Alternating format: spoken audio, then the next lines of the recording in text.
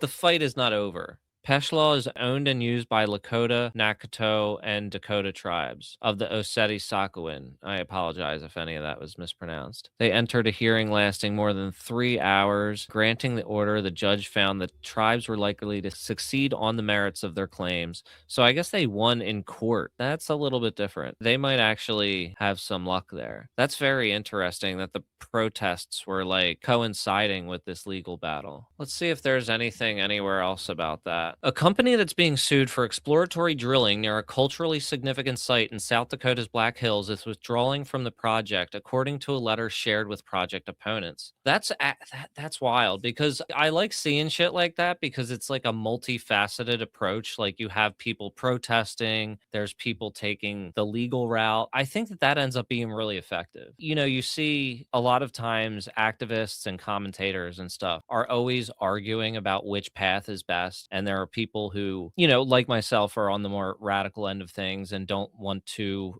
engage with the system a whole lot, are always getting into arguments with people who want to engage with the system to a greater degree. But I think that it's good to kind of have people spread out doing different things, focusing on different methods of hitting the target and trying to figure out how to stop things like this and how to like push society in a more positive direction. And I think this is one of those examples of this because I think that the legal battle would have had much harder time if there wasn't all of this media attention on it that it's recently been. So and that wouldn't have happened without the activists shutting down that site. So I think that that's definitely something to notice. But that makes a lot of sense that it wasn't just them saying, "All right, you occupied the spot, now we're going to shut down." It was a little bit more going on than that.